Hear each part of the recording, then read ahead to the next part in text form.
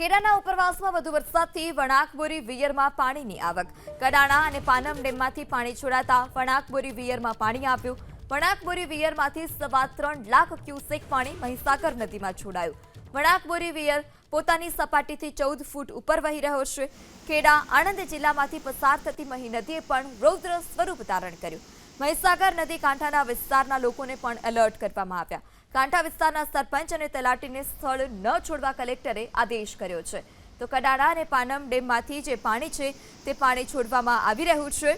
Wanakbori વિયરમાંથી 3.25 lakh cusec પાણી મહીસાગર નદીમાં છોડવામાં આવ્યું, જેને લઈ નદી કે જે બે કાંઠે વહી રહી છે, ડેમમાંથી પાણી છોડાયા બાદ આ રૌદ્ર સ્વરૂપ પણ જોવા મળ્યું. આપ સૌ વિચારતા હશો કે મહીસાગર નદીમાં પાણી ક્યાંથી આવે છે અને આ પાણી વણાકબોરી વિયરમાંથી છોડવામાં આવે છે, એટલે દ્રશ્યો કેવા હશે.